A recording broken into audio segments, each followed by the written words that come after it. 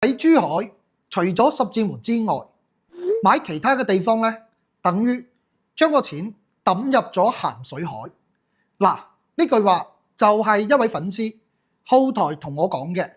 你哋又係點樣睇呢？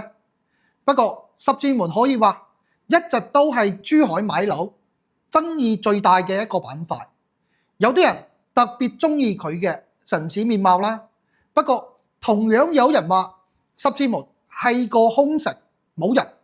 咁真實嘅十字門依家到底係點樣嘅呢？今日我同大家直接嚟睇一下佢當下最真實嘅情況，同埋十字門呢15年嘅發展歷史。首先，十字門中央商務區係2009年正式成立嘅，13、14年咧全面開始建設。最早建好嘅係珠海國際會展中心同埋喜來登酒店，跟住咧珠海嘅第一高樓珠海中心大廈，仲有十字門嘅華發商都一期，包括十字門嘅輕軌站，呢啲啊都係喺2019年就已經做好落地㗎啦。反而十字門嘅住宅小區咧，幾乎都係由2019年之後先開始開發出嚟賣，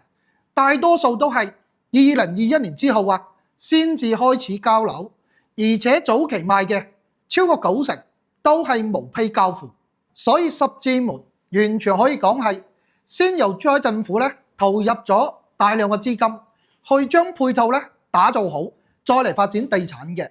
咁我哋再嚟睇下十字門依家嘅真實入住率情況。喺舊年我都用咗無人機咧晚上拍過一啲視頻，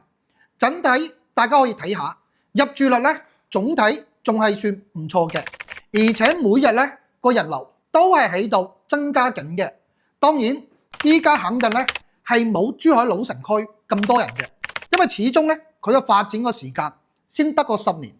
珠海政府呢10年可以話搞咗一大堆新區出嚟，而十字門可以話係咁多個新區裏邊咧最成功嘅一個。